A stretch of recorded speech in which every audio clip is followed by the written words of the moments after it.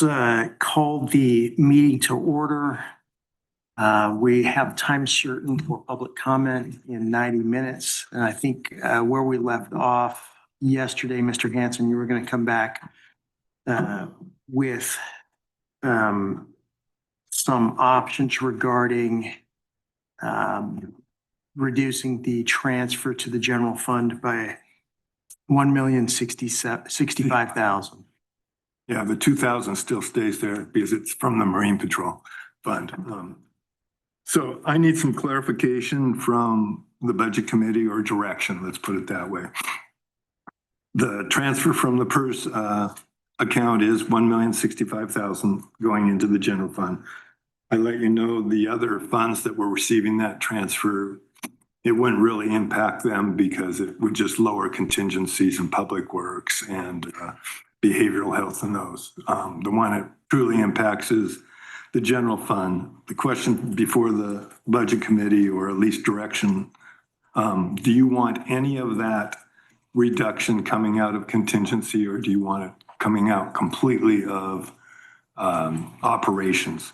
My recommendation would be, if you want some of it coming out of contingency, not to drop that number below 2 million, no matter what. But so what you're looking at is probably 830,000 if you're willing to drop the contingency down to 2 million, or we take the whole $1,065,000 out of operations, and I can give you scenarios for both. Discussion? I recommend we take it out of operations, because we're going to have to do that sometime, and we've got to stop just pushing the ball down the road. We can't just keep kicking the can down the road. It's not feasible for us to do that in the long term, because it's just going to be that much worse the next time we come together as a budget committee next year or the year after. That's my opinion. Thank you, Mr. Hartman. Others? Agree with that? Thank you, Mr. Watson. Any other comments? I'd just like to hear the options that you've laid out for us, and then open this back up once we hear the options that we're facing. There isn't a lot of difference with the options. This is the caveat with these options. So if we take the full amount out of operations, I would probably be coming back with a proposal of that $1,065,000, probably 800,000 would need to come out of sheriff operations. That's both any combination of the jail and patrol. So what that equates to in FTE or operational changes is probably maximum 5 bodies, or operational changes that reduce the number of potential layoffs in that.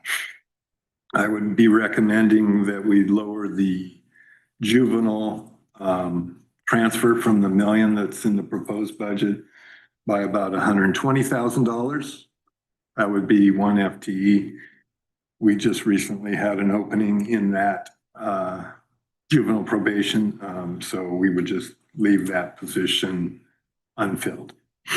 Then in the DA's office, if we're taking the full amount, you probably need to have $150,000 taken out of his budgets. Those include all the budgets that he has, which is prosecution, victims assistance, support enforcement, medical examiners, so small that really you have to have it. So that would be the full operational options. There is one caveat that I didn't have time to do.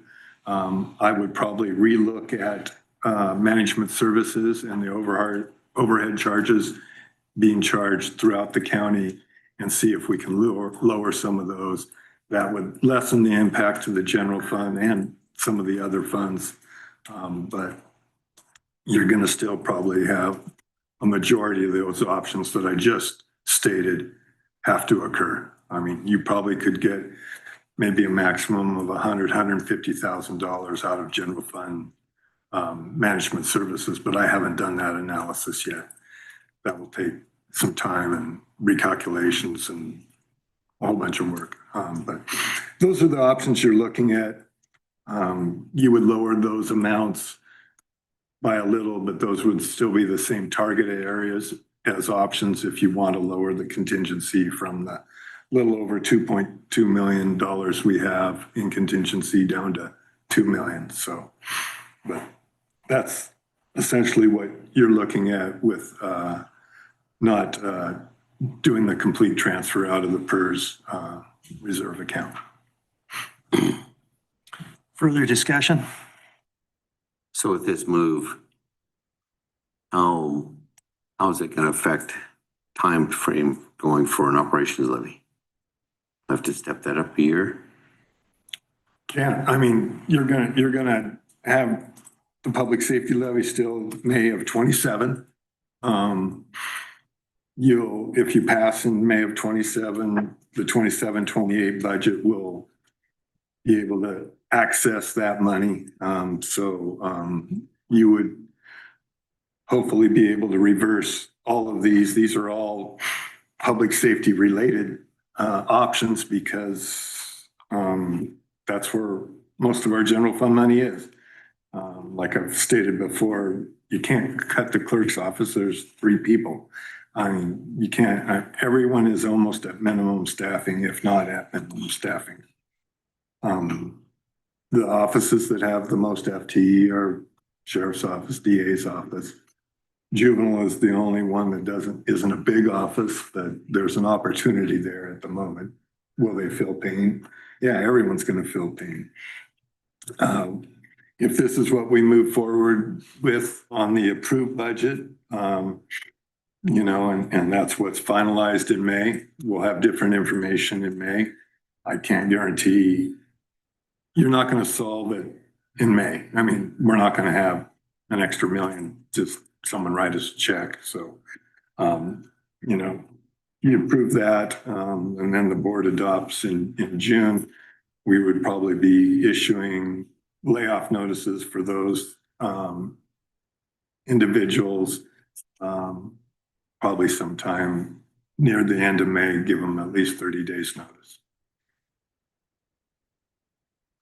Further, Commissioner Gordon. Thank you. I appreciate Member Hartman's wish to draw some of these funds from operations. I also feel a very deep obligation to continue operations to the extent we can, especially in the public safety system. So where there is room and contingency, I do think we should use that. That's why it's there. I also think with the public safety levy, in hindsight, we likely should have, from a purely budgetary perspective, maybe not political, ask for more money. We will likely, as Mr. Hanson has said, need to increase that levy amount in the next renewal ask.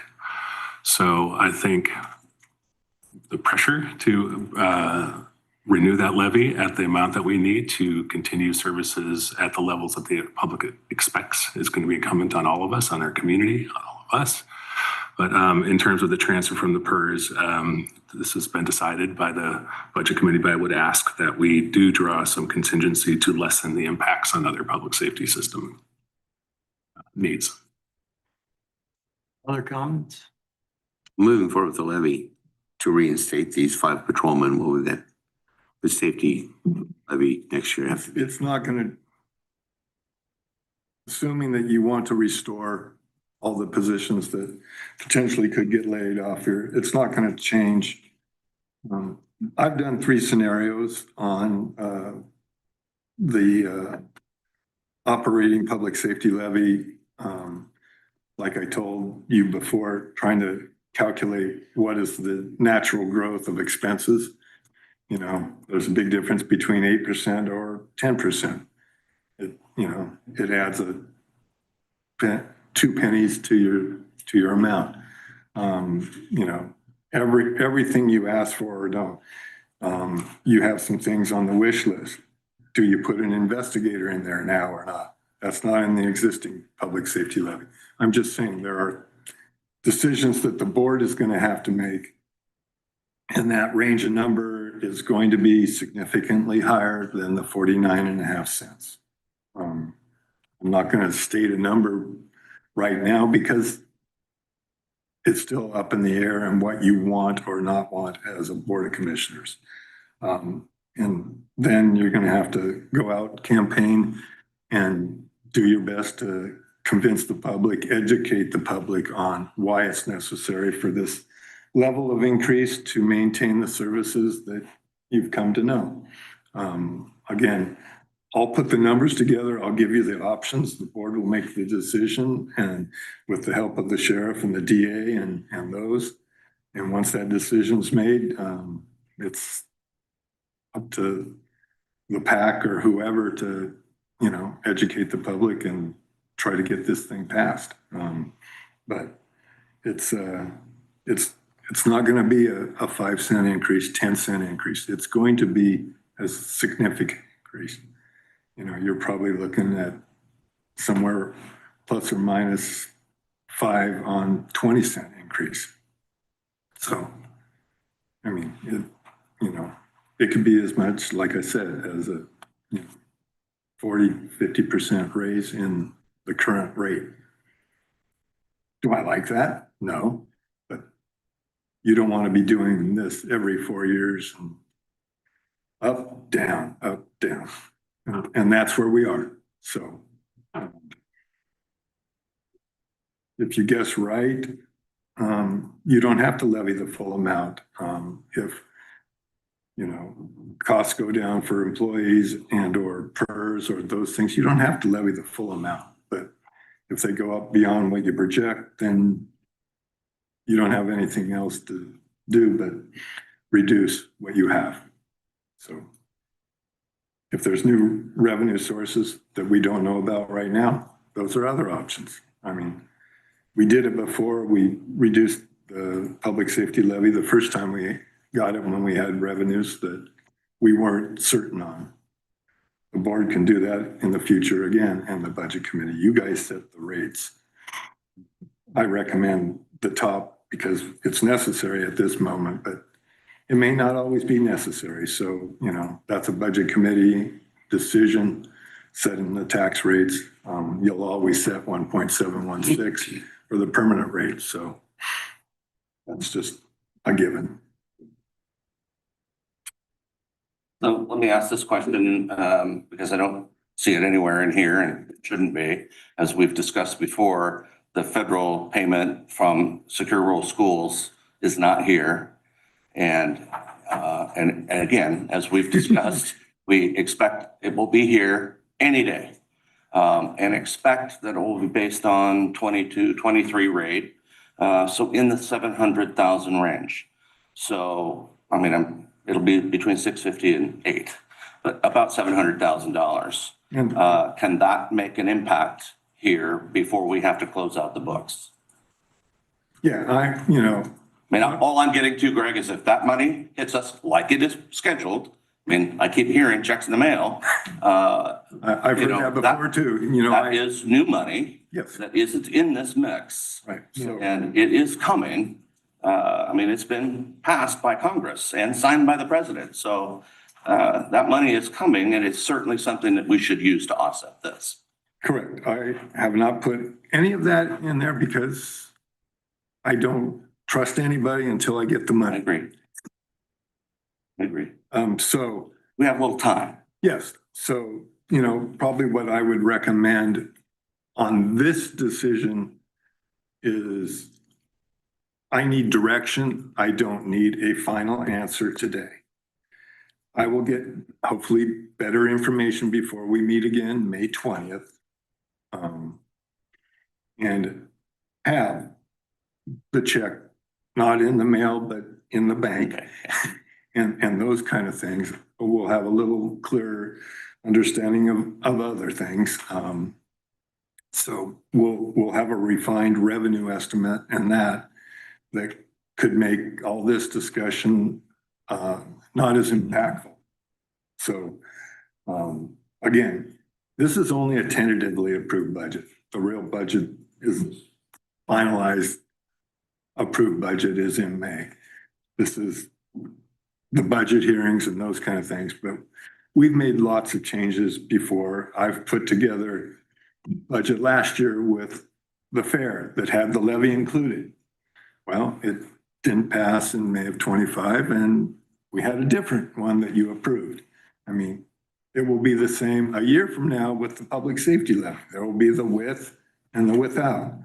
And God help us if it's the without, but you know, those things, you know, I don't expect a final answer out of you. I just need some of that direction so I don't waste a bunch of time and then have to do it at the last minute, May 20th, to give you something to approve.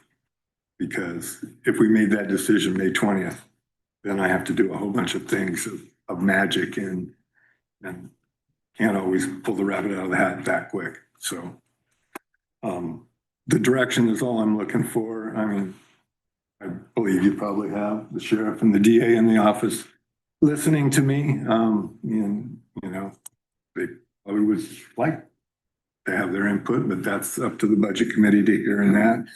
But if I have to do it all out of operations, I gave you kind of a scenario of what those numbers would be. Without giving you the impacts of management services to reduce that amount. But, you know, they're still going to take hits, like I said, no matter what. And if no new money comes in, this will be the magnitude of those hits. So. A couple of questions. First, I appreciate the SRS comments and appreciate the budget anticipation. Not include at this point, but I do think it's good for the citizen members of this body to maybe weigh in on that a bit. I agree with Commissioner Pope that we should set aside those funds for this purpose. I think that makes sense, but curious what others think. And then I'm wondering, Mr. Hans, if you could sort of restate the options before the board in terms of the direction you're asking.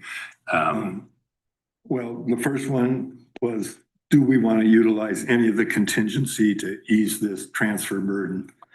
I think enough said they would like it to come out of operations. That was the first thing they needed. And then that was probably the only direction I needed, at least on how to budgetarily deal with this. And in terms of contingencies, obviously taking it kind of fund by fund, you know, it's apples and oranges a bit. What would that 2 million in public works be from as a percentage of total budget? It's 125,000, I think. 650 For and public works? yeah, Oh. 650 for behavioral health.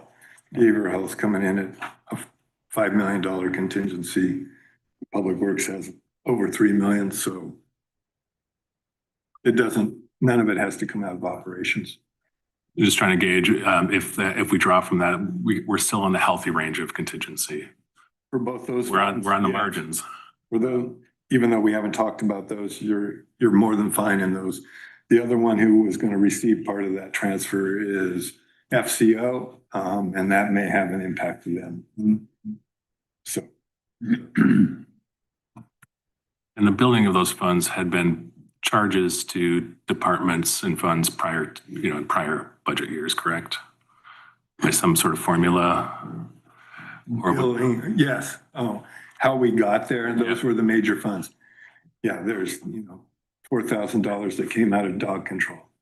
But dog control is mainly funded by the general fund. Juveniles mainly funded by so a bulk of it comes out of the general fund. The next biggest bulk comes out of behavioral health.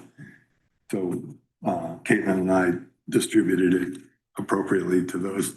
It's your big FTE because it was based off of payroll and that. So. And I asked just because I think we should be mindful of some parity in, charges to certain departments. And then if we were to draw some contingency to make up some of those differences, that we should be mindful of how that fund was built in the first place. Yeah, I don't look at the other transfers as that significant. Obviously, it was the main reason I did it was to preserve the general fund. It wasn't to bail out behavioral health or public works or that. We couldn't take their money because technically came from their FTE and their payroll. So that's why you see 4 different transfers to different funds. Well, my preference is that we continue on your recommendation of this scenario in operations and contingency floor. Yep. You know, again, with the caveat that there likely is additional dollars coming, and we could use those to help eliminate this. We have to go through the exercise. Yep. But I mean, I want to do everything we can as well within the scope of policy and budget to preserve positions. I don't want to go through the exercise of losing valuable trained people. But on the other hand, here we are. And we said this for the last couple of years. We're going to face this soon. It's unfortunate. The timing is is a year behind a levy. But again, there's no promise. The levy promise is as good as the federal government check in the mail promise. So.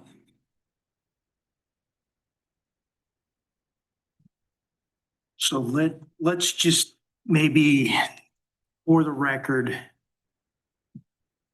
take a vote. So I think I think the consensus is that we do not reduce contingency in our budget. If we could poll everybody and make sure, Commissioner Gordon, is that your opinion? I believe we should draw down some contingency at Okay, this stage. all right. But from what I'm hearing, I want to make sure I understand too, is that it says we're not drawing down the full 1 point whatever million. I would recommend that you definitely don't drop below 2 million. So basically, you're looking at a difference of about $235,000 in cuts. That's the maximum you could reduce your contingency without dropping below 2 million. Yes, I'm in support of that. All right, so Commissioner Gordon wants to use 235,000 in contingency. Mr. Wasson, you're of the No. other No opinion. contingency. Okay. I am with Commissioner Gordon. 2 million floor. 2 million floor, okay. Mr. Hartman, What? do we want to draw the contingency down to 2 million, or you want to keep it where it's at 2.235? Okay, and Commissioner Mordhurst. I would like to add the 235 out. Yeah, keep it at 2 million, but utilize the Okay. 235,000. All right, so the consensus then is to draw the contingency down to $2 million to mitigate the impact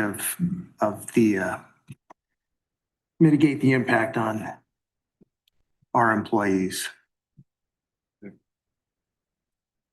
So I have a question. Yes, Mr. Hartman. If we do that, when the magic check comes in, I think we should build a contingency back up. Because we're gonna get caught. Very good. With our pants down, with that contingency being drawn down to a minimum level like that. And the next thing you know, we're gonna be in a heap of a trouble. Yes.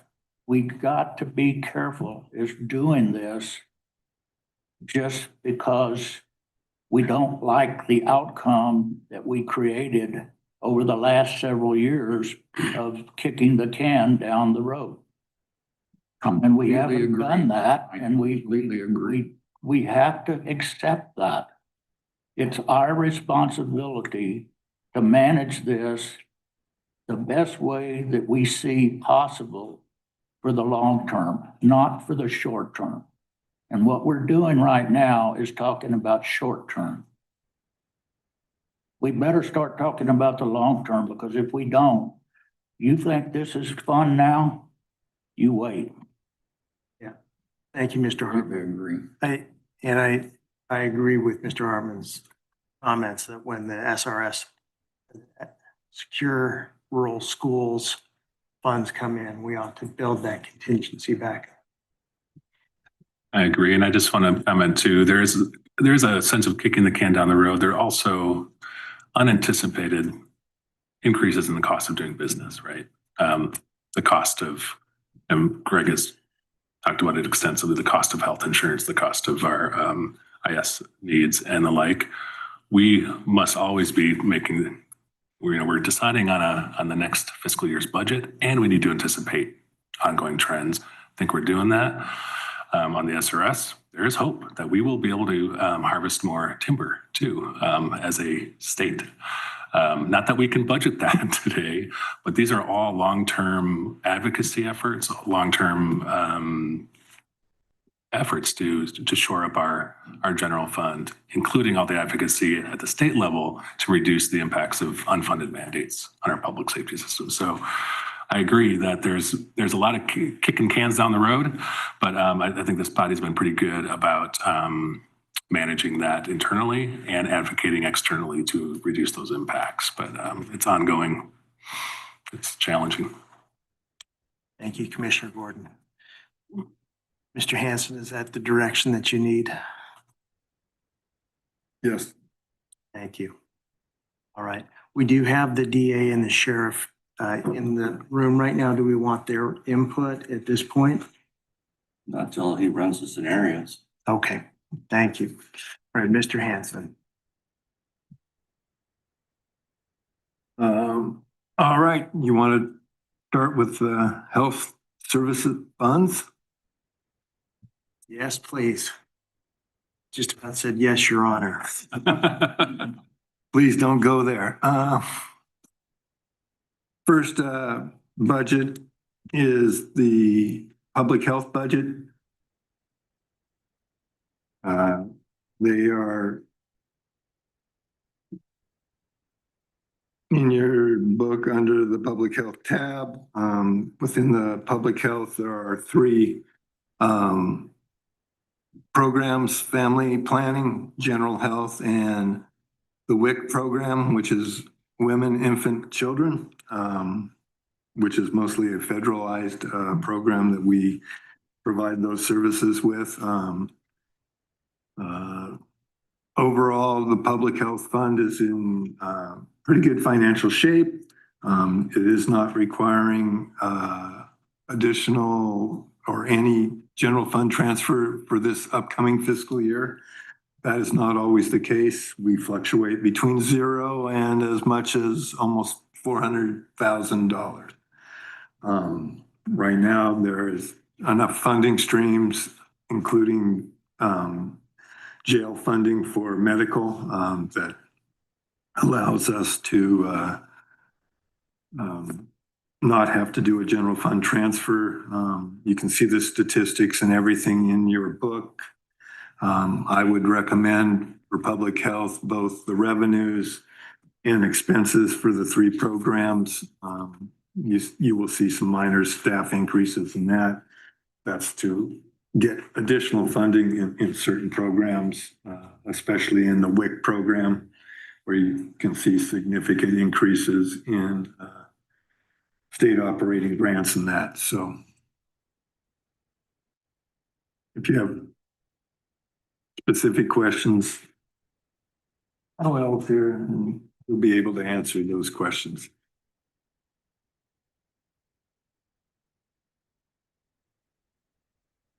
I move to tentatively approve revenues and expenses for health services. Second. Public. No, public health. Second. Those in favor, please say aye. Aye. The motion passes.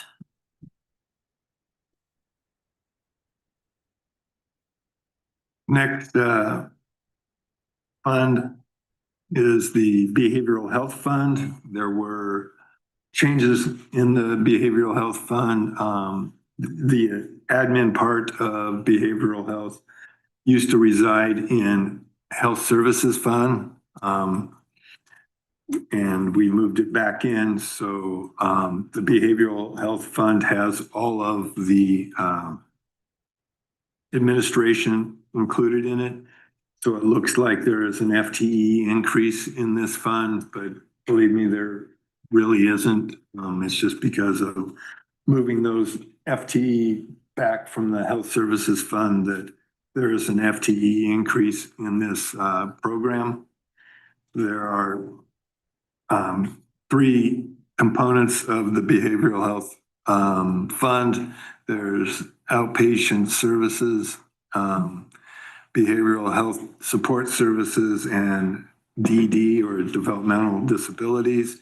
There's a fourth page in here, addictions, but we absorbed that into outpatient 2 years ago. It's only in here for historical purposes. This fund is experiencing no growth for probably the second year in a row. They had minor growth last year, but this year the budget has shrunk basically because of a number of things.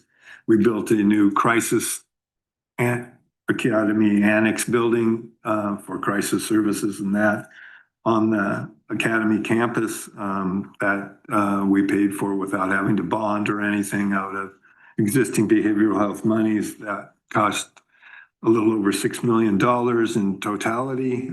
So obviously that drew down some of the funds within the behavioral health arena. And then we have had revenue shortfalls coming at the CCO level from Pacific Source and paying for services. We've also had reductions in the state and federal funding streams.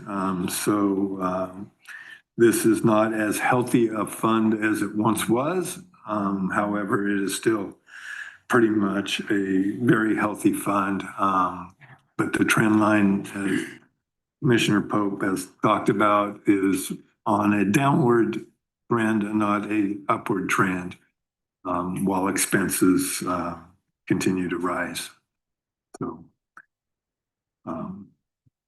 but overall, this fund is still very healthy. It's difficult to provide all the services that we're required to provide, especially with the reporting requirements that the state wants to put on us.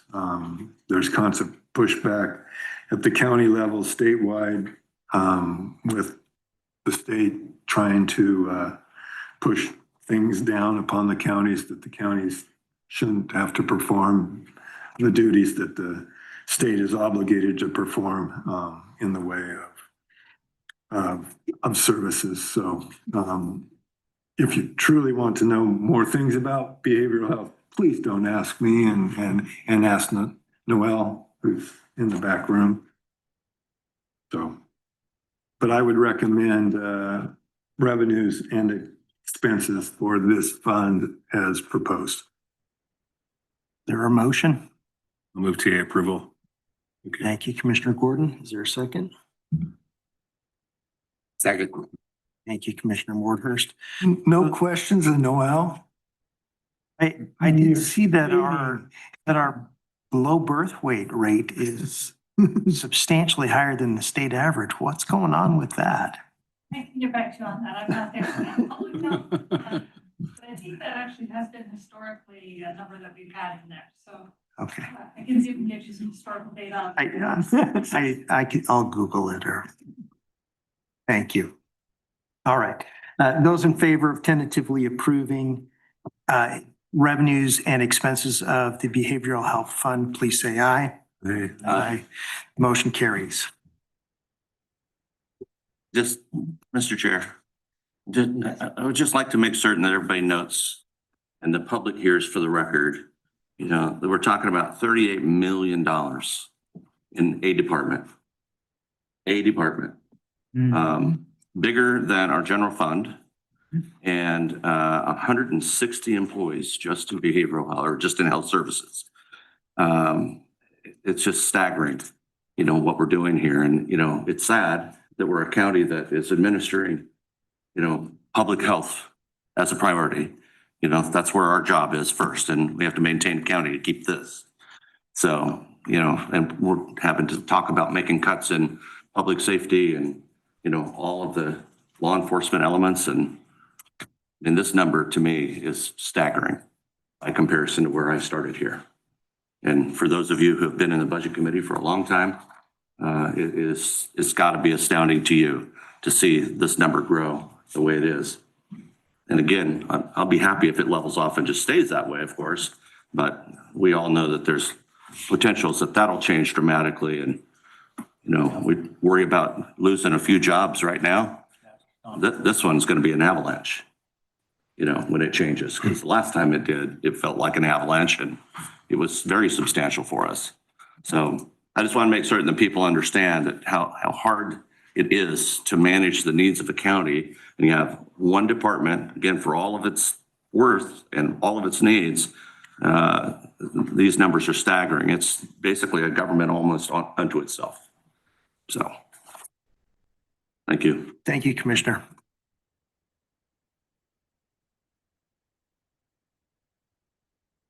The next budget is, and fund is what we probably will rename to the FCO fund, or Family and Community Outreach Fund. It was health services, but since the admin part of behavioral health was reabsorbed within behavioral health, this will be a standalone program for family and community outreach. Brent is here. You also have a summary of information that he left for all of you to peruse if you wish. This is a budget that is always up in the air in the way of funding and that. This is a very grant supported. We provide a lot of services for nonprofits. We provide a lot of valuable services to the schools. All those things have the ability to change. This is probably the budget that is the shakiest of all the what you would refer to health services type of funds. Brent is very good at acquiring funding from partners. They provide a myriad of services. We are big into school-based mental health with our people. In his program, we're in Central School District, Dallas School District. We're in and out of Falls City now and then, depending on their budget ability. Are we in Perrydale or not? Yeah. So we do not provide these services, at least for the school-based part in West Salem, correct? Because Salem School District provides their own. But he has more programs and more funding streams than almost anyone other than behavioral health. Quite a large FTE number in there. And Brent and his team has done a very good job of trying to create a budget that pays for itself. It always has had general fund support or behavioral health support. This will be the first time they have to stand on their own and that. So the FCO building over, or the resource center over in the S-Curves has been a valuable resource with great partnership. We're able to do a lot of things that most counties aren't able to do. Brent can talk about these programs if you wish, or answer any questions. I would recommend that we approve this fund, both in expenses and revenues. The health services admin part is there just for historic purposes. There is nothing budgeted this year, but you have to keep it for 3 years for history purposes, or at least 2. So. Question. So in outreach, transfer from other fund at 140,000. That was the PERS also, and that one could impact this budget. There are enough numbers in this budget that are unknown. So we will address that in May when we formally approve again. But without that, like I said, there are a number of numbers in here that are going to fluctuate. And Brent gets updated information every every week there's something new or something not new. This is probably one of the most adjustable budgets that we have, and we'll pair it appropriately. Mr. Demo, I see that Gales Lodge participants, we have NA now. Is Gales Lodge not going anymore? To answer that question, You want to sit up there? you want me to sit up there? We operated Gales Lodge for the past 6 years with the sole purpose of serving male veterans from Polk County. In the last year that I operated it, what we saw was we kind of did our job and we only had about 5 people throughout the year. So what I did is I worked with Community Action Agency and they are taking over operations and we are reopening it. They are reopening it to serve female veterans. And it will be one of the only places in the Willamette Valley that is solely for female veterans from Polk County.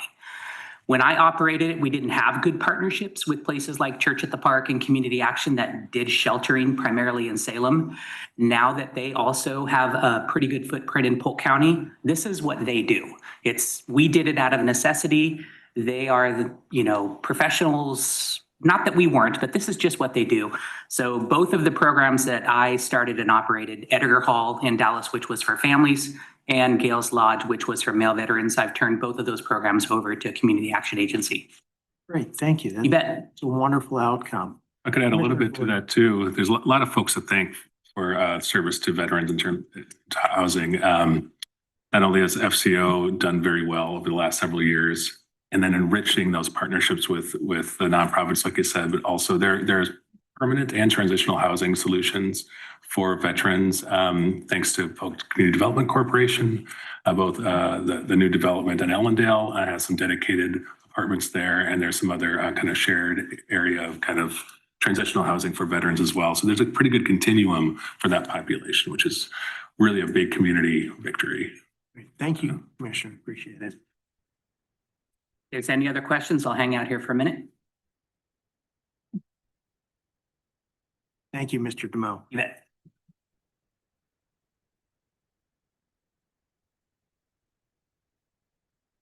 Is there a motion regarding the family and community outreach budgets? I'll move tentative approval. Thank you, Commissioner. Thank you, Mr. Wasson.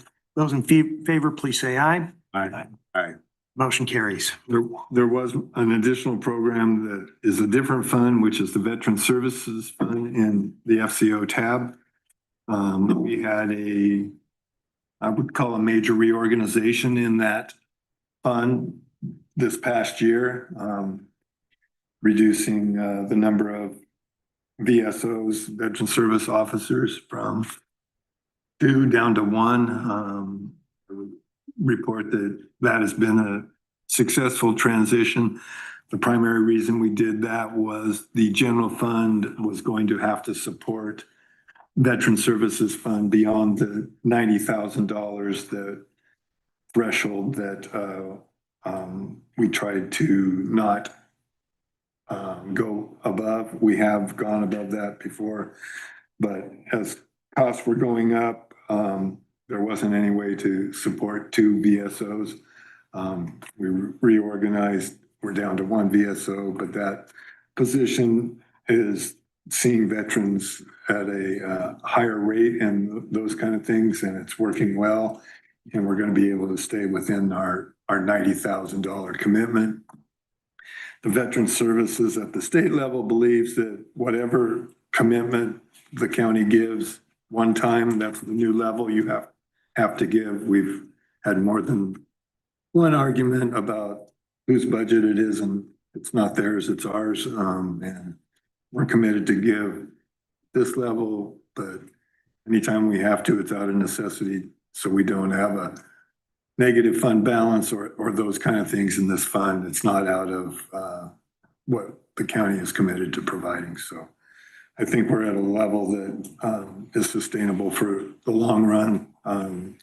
The funding and formulas they use for providing services, there are no geographic boundaries for veterans, but you're calculated on where your the number of veterans you have in your county, whether they seek services in your county or not. So if we help a bunch from Marion County still gets the money for those. We don't.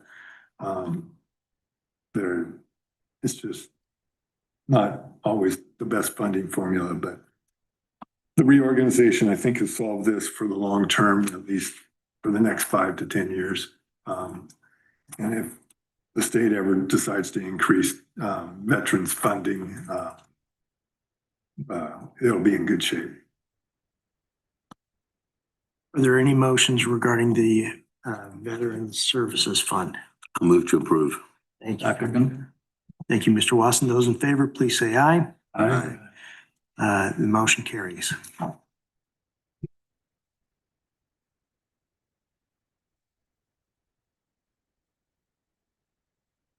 All right. The next tab, I think, is Building Improvement Fund and Public Works Building Construction Fund. Those are two separate funds. The Building Improvement Fund has been in place for 30 years now or more.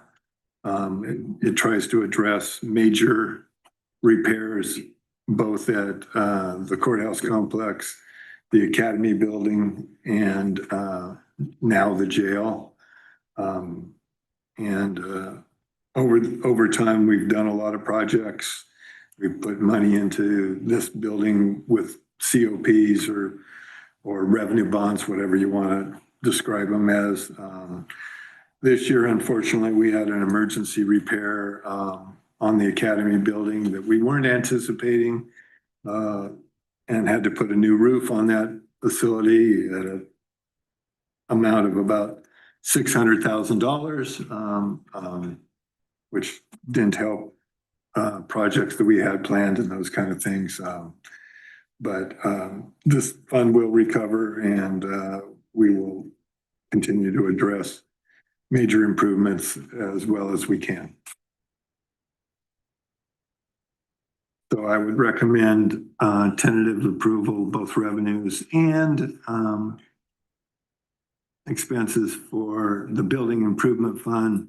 The primary source of revenue is the rent that we charge individual departments, and then transfer out of management services back into this fund. Move to approve. Thank you, Mr. Watson. Is there a second? Second. Thank you, Mr. Hartman. Those in favor, please say aye. Aye. Motion carries. The Public Works Construction Fund, this was the fund we set up when we did major improvements through our revenue bonds out at Public Works, built a new shop, built our emergency management center out there, did a number of remodels in the main building, built some sheds and those kind of things, rock bins and those things. This is primarily funded by Public Works as a transfer from the Public Works Fund. And there's a little transfer from the general fund to help pay for the emergency management portion of the bond. That facility is also shared by Public Works for crew room and those kind of things.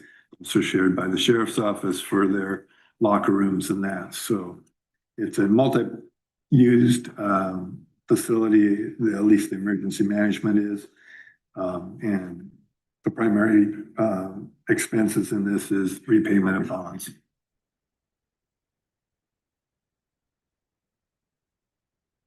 Is there a motion regarding the Public Works? So move. Thank you, Mr. Hartman. Thank you, Mr. Watson. Those in favor of tentatively approving the Public Works budget, please say aye. Aye. Motion carries. We're ahead of schedule. Do you want to take a break right now, or do you want to jump into Public Works and probably then take a break and then wait for public comment? your choice, whatever you want to do. Is there feedback from the rest of the committee? Chair's discretion. Let's keep working. There's no food involved on this one. All right, so next tab is Public Works Fund. Todd isn't here today. He's actually on a plane. He thought it was going to be Tuesday, Wednesday when he made his reservation. And when we changed it to Wednesday, Thursday, he goes, oh. How convenient. So, I'm pretty familiar with Public Works, probably the most knowledgeable of any admin officer on Public Works in the state. So, Public Works is made up of both an administration program, then you have the county shops, then you have road maintenance, then you have a road construction fund, or not fund, but program, then you have surveying and engineering, and then there is a separate fund called the PLCP, or Public Land Corner Preservation Fund, that we will address after the total Public Works Fund. Public Works Fund looks like it, from what was adopted, had a reduction in revenues and expenses.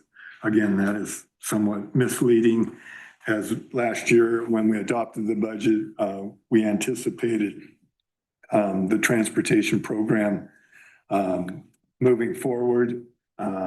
We estimated approximately an additional $1 million for that program. Obviously, the transportation program didn't go through. It was supposed to take effect on the new gas tax money, which we would have received about $2 million a year. But since it was only going to be from January 1 of 26 forward, we anticipated about $1,800,000, somewhere in there. So we just added that money as revenue in the gas tax, which didn't come to fruition. It didn't affect operations. We took all that money and put it in contingency. So it looks like their contingency is going to be lower than it was last year. It looks like their revenues are going to be lower than they were last year, but that's not the case. They continue to preach that gas taxes are going down. That's a fallacy. ODOT likes to use that to show that, they're losing money and all those things. But our gas tax revenue has not gone down. It has flattened out though. As you get more high mileage type miles per gallon cars and more hybrids and more electric cars, obviously there's less gas being bought and those kind of things. But they still have a very healthy contingency. Todd and I are working on presentations to the board that will probably occur in the next 3 to 4 months that address both future bridge replacements, which include major culverts. We'll probably present a pavement preservation plan and gravel road conversion plan and all those, and try to have the board give us direction and focus on that. Like I said, historically, every 20 years we do a road bond. Technically, this would have been the year we did a road bond. With the funding increases that have occurred since I first started here, the need for a road bond would be almost impossible to justify. We might be able to justify a culvert and a bridge replacement bond, but those are pretty hard to sell. They don't understand. They drive over culverts, but they don't know that they're there and those kind of things.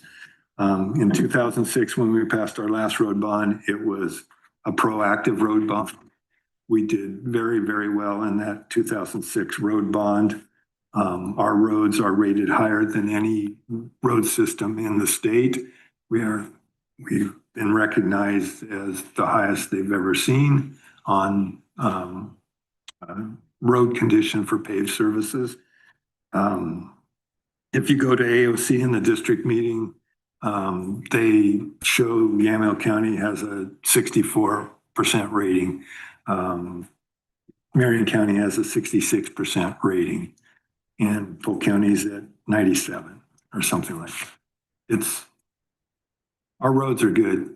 I wish I could say that for cities and my favorite ODOT, but that's not the case. But when you're riding on a Polk County road, you usually know you're riding on a Polk County road. Program wise, like I said, we'll probably be doing some organizational restructuring out there. We'll probably be looking at maybe a deputy public works director in the near future. Todd's career is getting closer to retirement. We'll probably add an engineer as we try to perform some of those duties. The other option we may look at is contracting some of those engineering services out. But overall, Public Works is in a very good place. We'll find out what happens statewide with a future transportation plan. Don't know if they'll be successful or not. There's attempts to rob the current state gas tax formula, which is 50% to the state, 30% to counties, 20% to cities. Hopefully that remains at least on the 30%, not changed.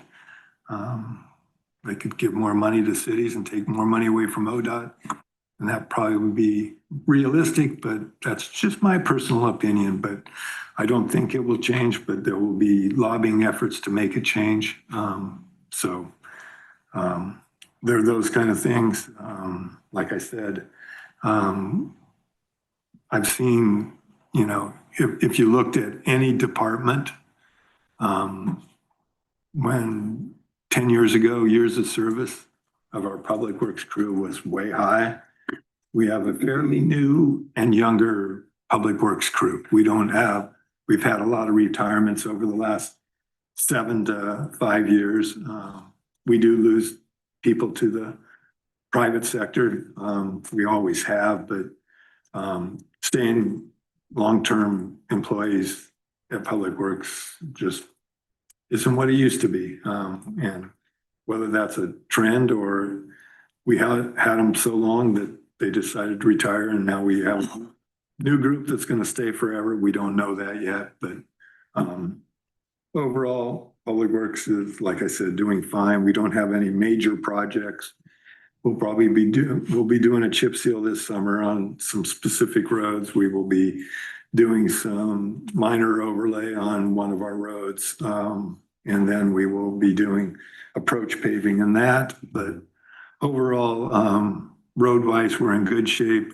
Culverts and bridges are probably our next thing, which has major expenses that we will be addressing. So I can probably answer most specific questions involving Public Works, but you can see that we're going to be buying a chunk of equipment, whether that list is in here or not, but we're going to be replacing some dump trucks and those kind of things that don't have a small price tag. If they don't have that equipment replacement in here, I'll get that to you and can email it to you and I can distribute it to the board.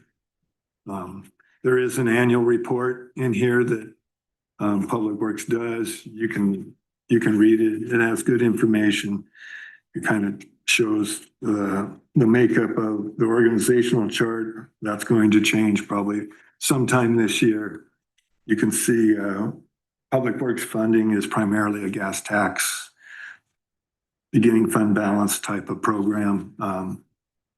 This also had part of the PERS transfer. It was, I think, $125,000, if I'm not mistaken.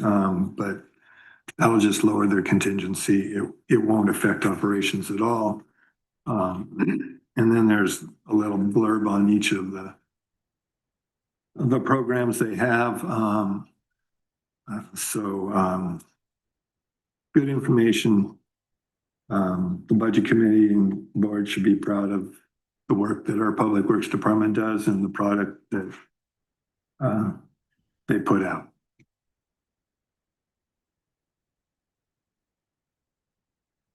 So there's a bright light in this budget. You're not on top of it. It will eat your lunch eventually. Yes, there are, I always use the roof scenario.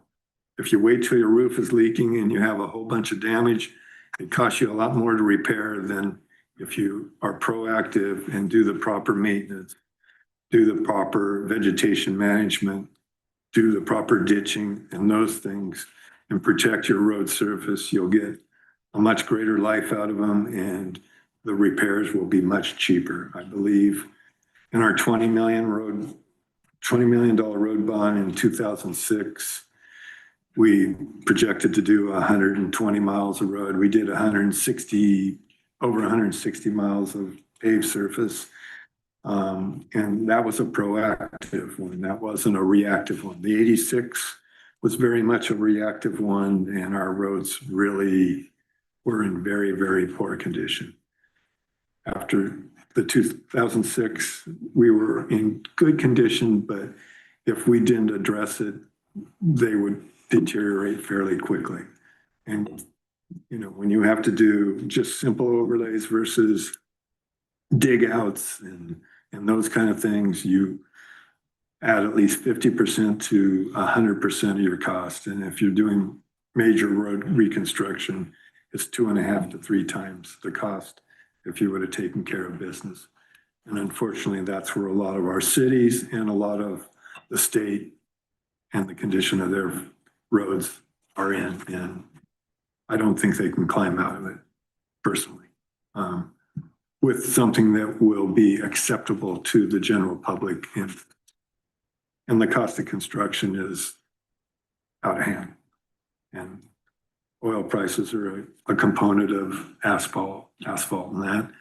We did our chip seal oil probably a month and a half before any issues, and we'll do really well with our chip steel oil prices that were locked in for July. So timing is sometimes everything, and keeping up on the maintenance for roads is critical to your survival. Once you let them go, you can't recover. And I'm preaching to the choir, but I love to preach to others about it. So.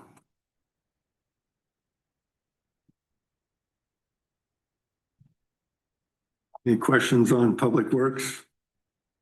My wife accuses me of being a road Nazi and yelling at ODOT a lot, and City of Salem a lot, It's in your, City of Dallas a lot. It's just ingrained in me. and it's in your contract. It's the next thing. Yeah, so.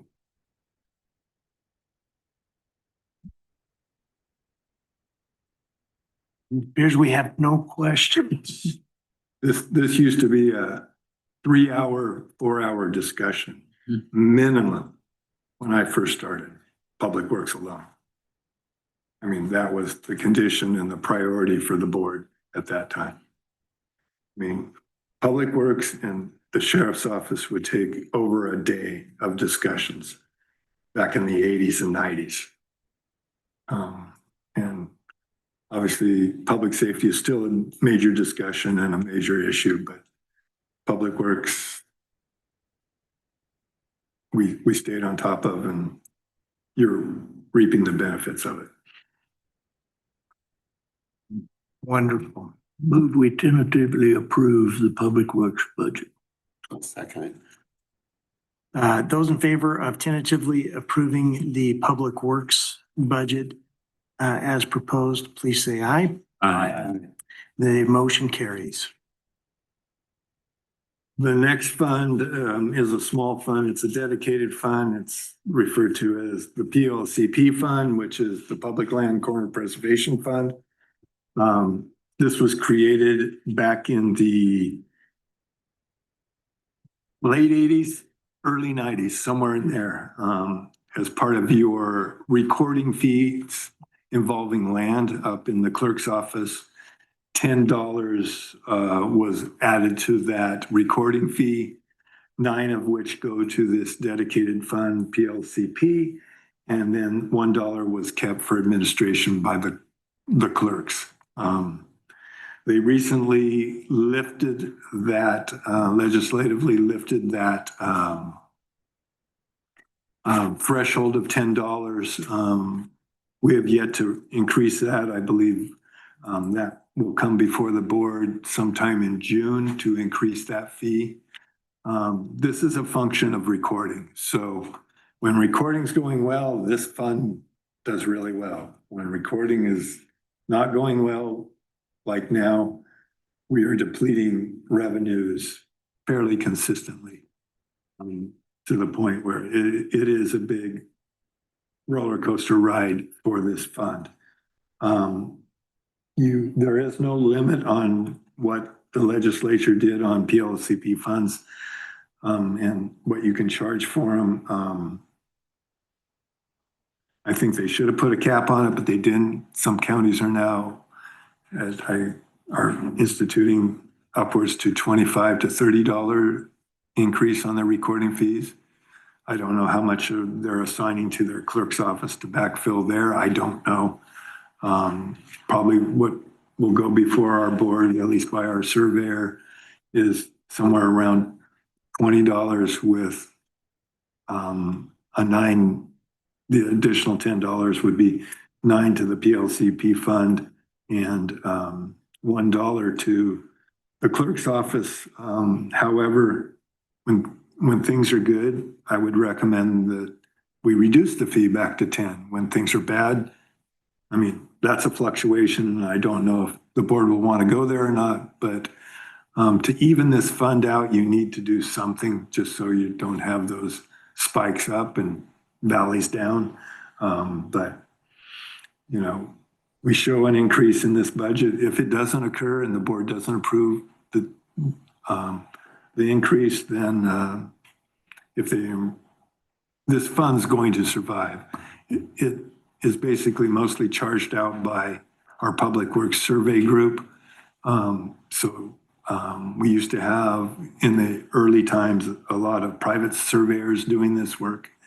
But now it's primarily inside of Public Works, restoring these land corners that are necessary for GIS and those kind of things, and the accuracy of land records and land management. So, but I would recommend revenues and expenses. And like I said, if the increase doesn't occur, we'll just have less revenue and less expenses. It's fine. So, Any discussion? Move to approve. Thank you. Is there a second? Second. Those in favor, please say aye. Aye. Motion carries. we can just talk if you want. You can take a break and then come back. So we have time certain at 10:30. 10:30, so let's reconvene at 10:25. And then take public comment at Okay. 10:30, time certain. Lyle, Lyle.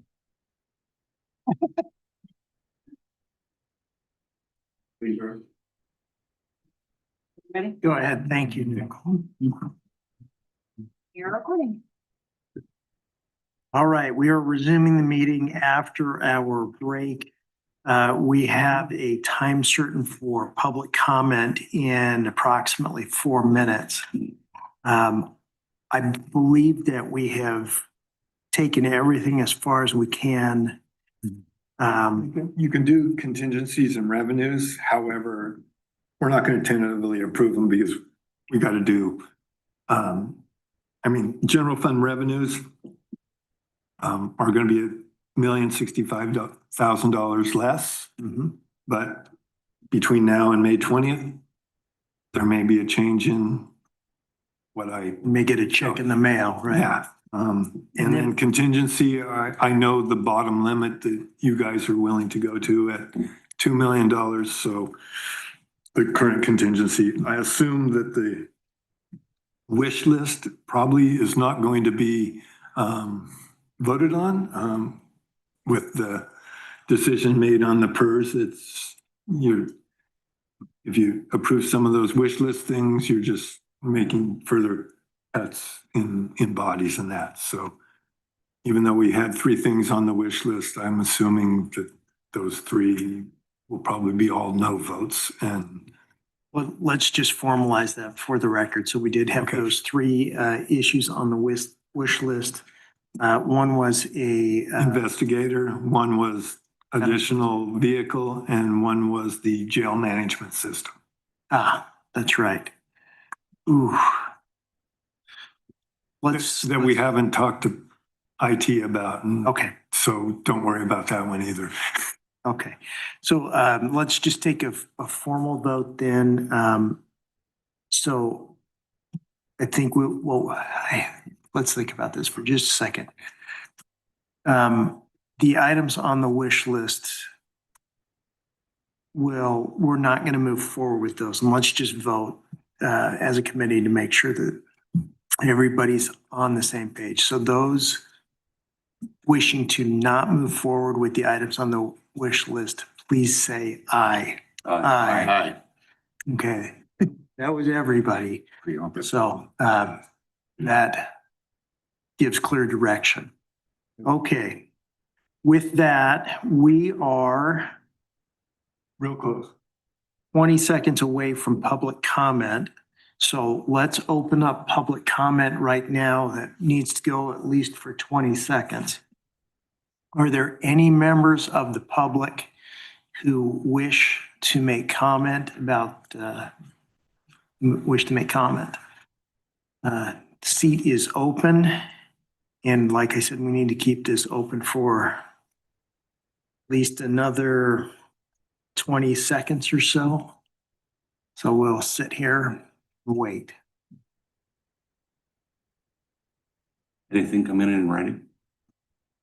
I didn't see any. Sad. Okay. Easiest possible way. Emails for the budget, so. So I'm probably, I'm one of the newer members of this committee. And in the years that I've been doing it, I think this year 5, I think, there's never been any public comment in the 5 years I've been doing it. Mr. Hartman, I think, is the longest serving member. Oh, Mr. Watson's. No, Very, very. very seldom do we have Very rarely. public comments. It's like The public doesn't come here to comment.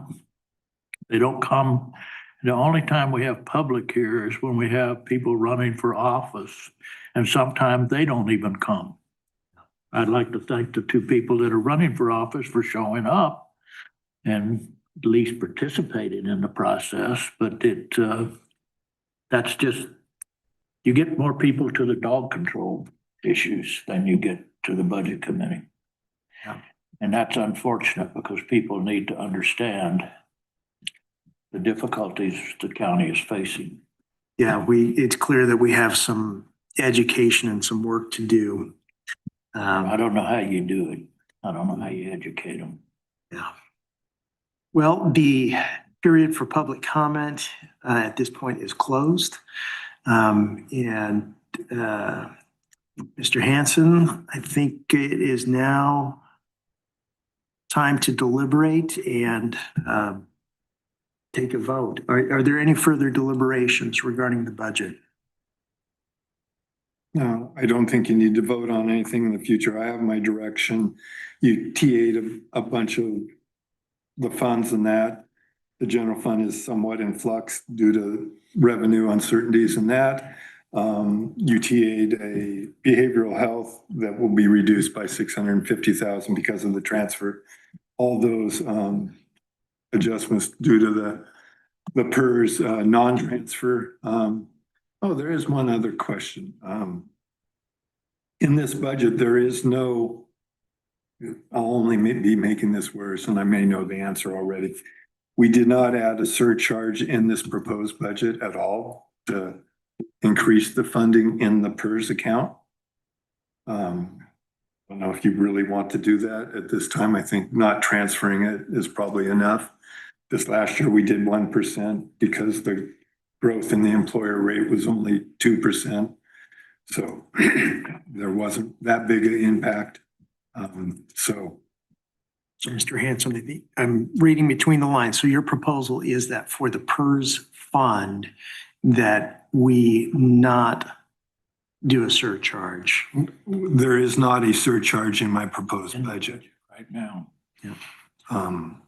Like I said, this current budget that we're adopted, it was 1%. The two previous years, it was 3%.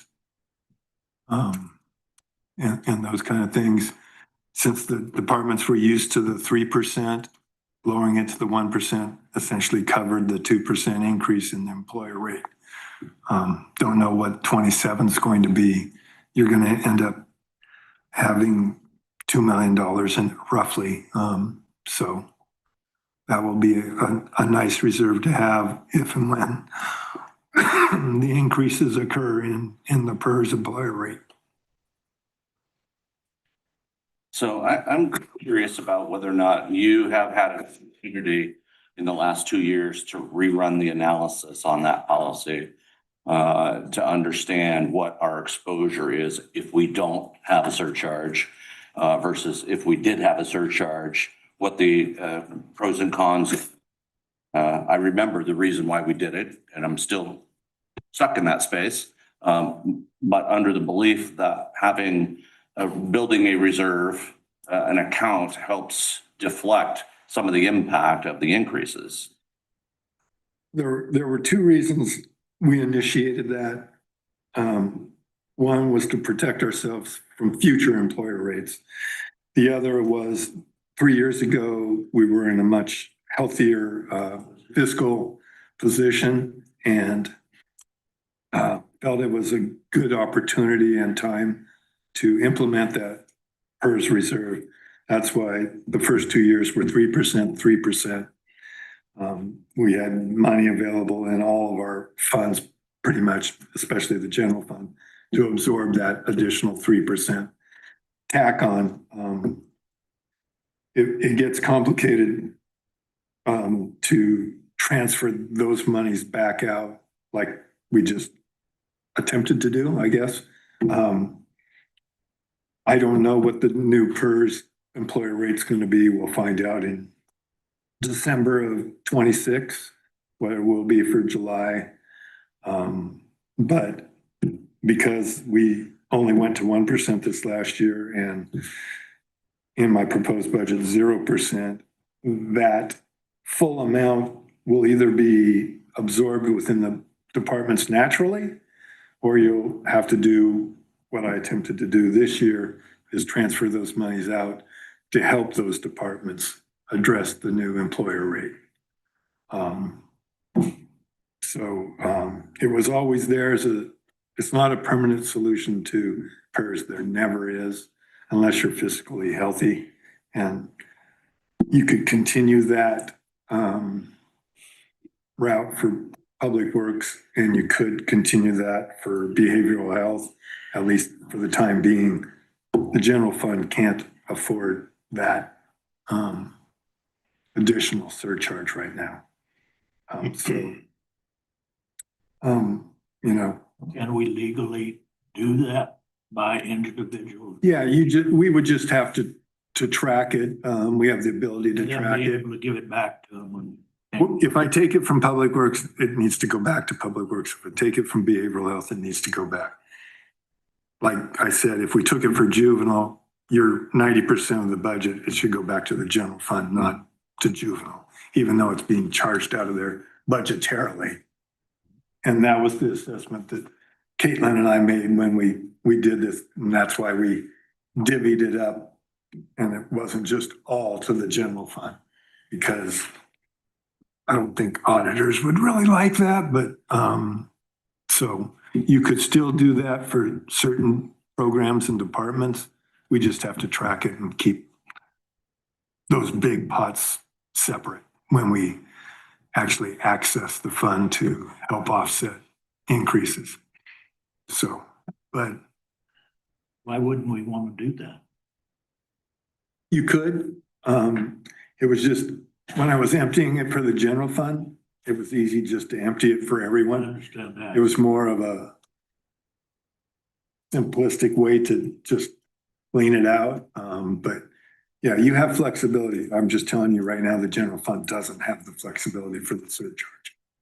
But the other two you could, and Okay. that may be something good for them in the future, or, you know, they may never need to. And at one point you just say, they have plenty in the bank. They don't need to have that surcharge done anymore.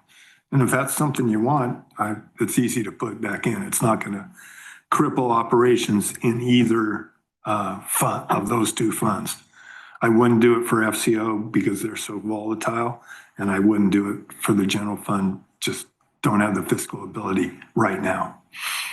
So, Basically, we would be developing a contingency ourselves. I mean, you're gonna be building a contingency upon a contingency for those funds. And since they both have fairly healthy contingencies compared to their total budget, I don't know if you need to increase their double savings account. Is a simple way to put it.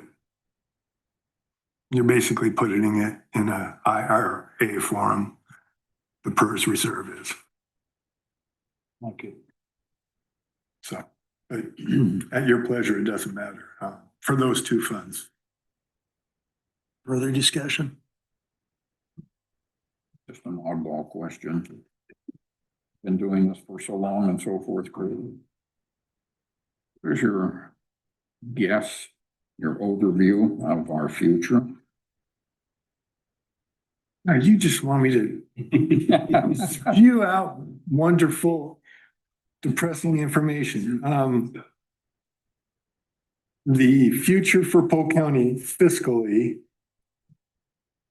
some of it is political, and I don't mean by political the Board of Commissioners, I mean political federal government and what the state does. But under the current property tax system, Polk County is broken. It can't survive with our existing tax base and our existing levy. Obviously, we'll be going out for a levy in November, most likely for the fair. You will be having to make hard decisions if that fails, and closing the fair. You will be the first county to do that. You will not be the last county to do that, but you will be leading the charge, in my opinion. On the property tax system, you are so dependent on the public safety levy now for your survival. It's hard to comprehend anything without it. In my belief, the system is broken because there's so much disparity, the property tax system with the permanent rate. There are so many counties that have, in my opinion, too much money and aren't as frugal and cost effective as they should be. We've unfortunately not had that luxury, so we've had to be frugal and always done what we need to do with what we had. You know, I don't like using examples, but if I had a permanent rate like Marion County, they're at $3.04. You would have $13 million more, or no, probably $11 million more a year.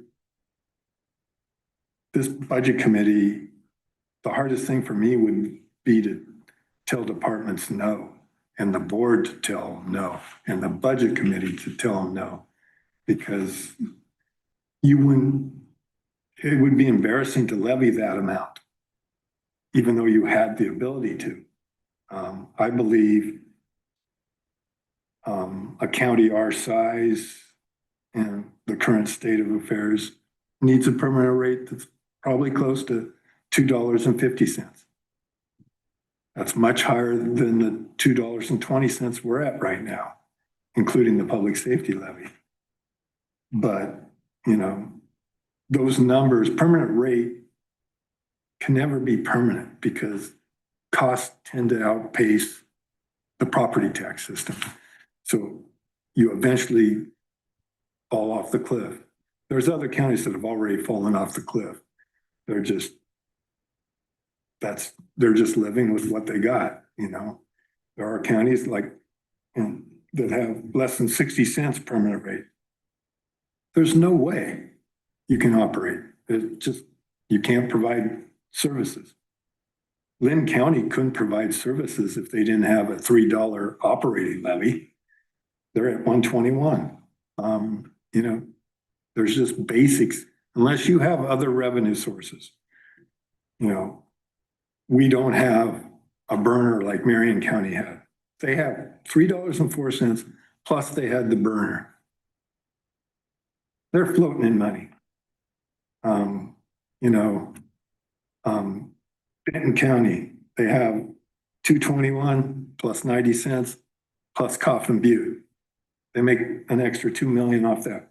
We don't have those burner, you know, wind farm. We don't have those elements to give us additional side revenue outside the property tax system. So we're broken and we're at the mercy of the taxpayer. I don't know how we educate the taxpayer enough to get them to vote for the increases that we probably are going to have in the future unless they redo the system. And I don't believe that will occur because the people of Oregon will not accept a change. And those that are already big winners will expect to get something more out of it if the system is broken, even though they don't need it or aren't willing to admit they don't need it. And, you know, I may get bashed on email pretty soon, but I don't care. I mean, I've been here 40 years. I wasn't popular when I brought up PERS and may not be popular, but that's where I see the system is broken and more counties are going to be falling off the cliff. And then there's going to be some counties that are fat, dumb, and happy and don't want the change because, you know, we don't need change. And unfortunately, most of those are the power counties and the big counties. And if you can't sway the big counties, the legislature won't move. Now, when you say the power counties, is that what people call the non-rectangular counties? No, but, you know, I guarantee if Multnomah was falling off the cliff like we are, there'd be some change. If all the metro counties were falling off the cliff, there'd be change. Change it if that was happening. Yeah, till that happens. They aren't. Yeah, they may be crying that they're broke, but oh God, I'll just be popular. If I had the money they waste, in my opinion, we would never have to have an operating levy again. That's just my opinion. You're real close to the edge of the public meeting here. I could have done it during public comment. Talk, because I can help. Let's wait until the recording. But We do that. you know, you asked the question, the future doesn't look bright fiscally. And for this budget committee, for the board of commissioners, it's going to be tough. Now, obviously, if you pass a levy for the fair, obviously that hard decision doesn't have to be finalized. If you pass the public safety levy at whatever amount, you probably won't have to deal with this question for the next 2 or 3 years.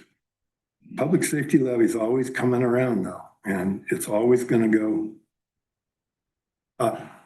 There's no, and like I said, you're not only gonna have to include public safety, you're gonna have to include general operations, in my opinion, if things don't slow down on the expenses, because you're losing ground exponentially.